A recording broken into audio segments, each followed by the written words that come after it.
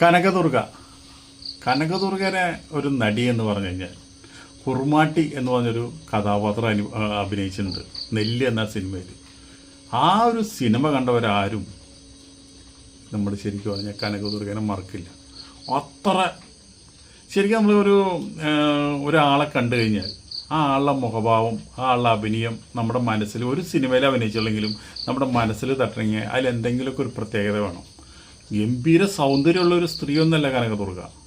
ഒരു ആവറേജ്, ഒരു നാട്ടിൻ പ്രദേശത്ത് കാണുന്ന ഒരു ആവറേജ് സൗന്ദര്യമുള്ളൊരു സ്ത്രീയാണ്. പക്ഷേ ആകർഷണം, കണ്ണിൻ്റെ ആകർഷണം, ആ മുഖഭാവം, ആ നുണക്കുഴി, ആ നിറം, വലിയ നിറമൊന്നുമില്ല. അങ്ങനെ ആ കുറുമാട്ടി എന്നൊരു കഥാപാത്രത്തിനെ അനശ്വരമാക്കിയതാണ്. അതിലൊക്കെ ഒന്ന് രണ്ട് പാട്ടുകളൊക്കെ ഉണ്ട്. എന്താ സിനിമ എന്നറിയാം, എന്താ പാട്ടുകൾ എന്നറിയാം. അപ്പോൾ കനകദുർഗ അങ്ങനെ എന്തുണ്ടാന്ന് വെച്ചിട്ടുണ്ടെങ്കിൽ, കനകദുർഗയ്ക്ക് ഒരു മകളുണ്ട്. കനകദുർഗയ്ക്ക് മകളെ സിനിമാ നടി ആക്കണമെന്ന് യാതൊരു ആഗ്രഹം ഉണ്ടായിരുന്നില്ല. അത് ബൈ ചാൻസിൽ ഉണ്ടായതാണ്. മാനസ എന്നുള്ള പേര്. അപ്പോൾ ഈ മാനസ ബിഗ് ബിയിൽ അഭിനയിച്ചു. നമ്മുടെ ബാലയുടെ ലവറായിട്ടാണ് മൂപ്പര് അഭിനയിച്ചത്. നല്ലൊരു തുടക്കമായിരുന്നു. ആ പടം നല്ല രീതിയിൽ പോയി, നല്ല അഭിനയമായിരുന്നു. അത് കഴിഞ്ഞിട്ട് പൃഥ്വിരാജിൻ്റെ കൂടെ കാക്കിയിൽ അഭിനയിച്ച് നമ്മൾ കണ്ടു. അതുപോലെ തന്നെ 2008 തോന്നുന്നത് ജൂബിലി, അതിൽ കണ്ടു. പിന്നെ പക്ഷേ വേറെ 4-5 പടങ്ങളിലും കൂടിയൊക്കെ അഭിനയിച്ചു. പക്ഷേ ഈ ബിഗ് ബി പോലെ ഒരു പടം പോലും വിജയിച്ചില്ല എന്നുള്ളതാണ്. എല്ലാ പടം പരാജയപ്പെട്ടെന്ന് മാത്രമല്ല, ആരാലും ശ്രദ്ധിക്കപ്പെട്ടില്ല. ഈ കനകദുർഗ ഇത്രയും നല്ല നടിയാണ്. ആ നടിയുടെ ഏതെങ്കിലും ഒരു അഭിനയശൈലിയോ അല്ലെങ്കിൽ ഏതെങ്കിലും ഒരു ആകർഷണതയോ അല്ലെങ്കിൽ എന്തെങ്കിലും ഒരു പ്രത്യേകത സംവിധായകരും പ്രൊഡ്യൂസറും കണ്ടില്ല എന്ന് വേണമെങ്കിൽ തോന്നാം. അതോട് കൂടിയിട്ട് ഈ നമ്മുടെ മാനസ തന്നെ ഒരു തീരുമാനം എടുത്തു. അമ്മോട് പറഞ്ഞു, ഞാനേ ഇനി സിനിമയിൽ അഭിനയിക്കില്ല, സിനിമ എനിക്ക് പറ്റിയ പണിയല്ല.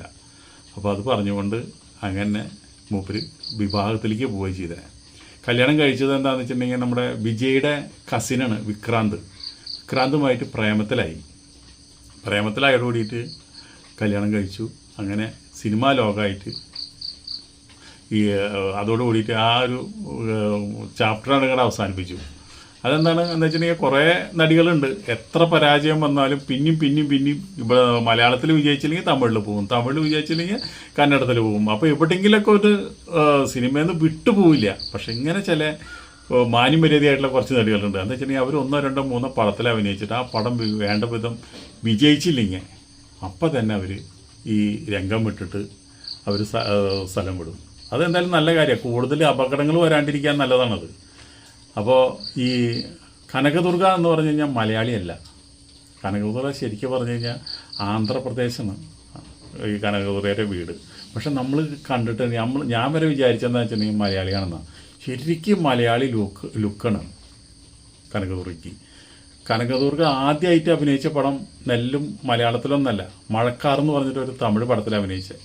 അത് കഴിഞ്ഞ് രാസലീല, പിന്നെ നെല്ല്, തീക്കനൽ, തെമ്മാടി വേലപ്പൻ, അങ്ങനെ അത്രയും വലിയൊരു ഇതിൽ നിൽക്കുന്ന സമയത്താണ് നമ്മുടെ കനകദുർഗ വിവാഹം കഴിക്കുന്നത്. സിനിമാ ഫീൽഡിൽ കത്തി ജ്വലിച്ച് നിൽക്കുന്ന സമയത്താണ്. ഒരുപാട് അവസരങ്ങൾ തമിഴിലും തെലുങ്കിലും മലയാളത്തിലൊക്കെ നിൽക്കുന്ന സമയത്താണ് ഈ കനകദുർഗയും ഇതുപോലെ തന്നെ പ്രേമിച്ച് തന്നെ കല്യാണം കഴിച്ചത്. ഒരു ക്യാമറമാനാണ്. ഹേമചന്ദ്രൻ എന്നുള്ള പേര്. അദ്ദേഹത്തെ പ്രേമിച്ച് കല്യാണം കഴിച്ചു. ആദ്യം അയാൾ മരിച്ചു. പിന്നെ അതിന് ശേഷമാണ് നമ്മുടെ ഈ കനകദുർഗ അവസാനമായിട്ട് അഭിനയിച്ചതാണ് ദിലീപിൻ്റെ കൂടെ സൂത്രധാരൻ എന്ന് പറഞ്ഞൊരു പടത്തിൽ. അതിനുശേഷം പിന്നെ അഭിനയിച്ചിട്ടില്ല. പിന്നെ ഇനി തിരിച്ചു വരും എന്ന് പറയുന്നുണ്ട്, പക്ഷെ അറിയില്ല. ഇപ്പോൾ ആന്ധ്രാപ്രദേശിൽ സുഖമായിട്ട് ജീവിക്കുന്നു. മകൾ കല്യാണം കഴിച്ച് മകളും ജീവിക്കുന്നു. സിനിമയായിട്ട് ഇപ്പോൾ വലിയ ബന്ധങ്ങളും കാര്യങ്ങളൊന്നുമില്ല. അതുപോലെ തന്നെ മിനി സ്ക്രീനിലും ഒരു കൈ കനകദുർഗ നോക്കി തെലുങ്കിലാണ്ട് അഭിനയിച്ചിട്ടുണ്ടായിരുന്നു. അതും വലിയ മെച്ചപ്പെട്ടില്ല. ഇപ്പൊക്കെ പ്രായോഗികമായി. ഇപ്പോൾ കനകദുർഗനെ നമ്മുടെ മലയാളത്തിലും തമിഴിലും ഒരുത്തരും കാണാനില്ല. എന്തായാലും സുഖമായി ജീവിക്കട്ടെ. മലയാളികളുടെ മനസ്സിൽ എന്നും ജീവിക്കുന്ന ഒരു നടിയാണ് കനകദുർഗ. ഒരു പ്രത്യേക ഒരു സെക്സ് ആകർഷണമുള്ള ഒരു നടിയാണ്. അത് നമുക്ക് പ്രത്യേകം പറയാണ്ടിരിക്കാൻ പറ്റില്ല. ബോഡി ലാംഗ്വേജ് അങ്ങനെയാണ്, കിട്ടിയ കഥാപാത്രം അങ്ങനെയാണ്, നെല്ലിലെ കഥാപാത്രം അങ്ങനെയാണ്. അപ്പോൾ അതുകൊണ്ടായിരിക്കാം നമുക്കങ്ങനെ അന്നത്തെ കാലത്തെ യൂത്തിൻ്റെ ഒരു വലിയൊരു ലഹരിയായി സ്വപ്ന റാണിയായിട്ട് ഇന്നും നിലനിൽക്കുന്നുണ്ട്. പക്ഷേ ഇന്നത്തെ യൂത്തന്മാർക്കൊന്നും അറിയില്ല, കനകദുർഗയുടെ പടങ്ങൾ കണ്ടിട്ടില്ലല്ലോ. അപ്പോൾ നമ്മൾ പറഞ്ഞു എന്ന് മാത്രം.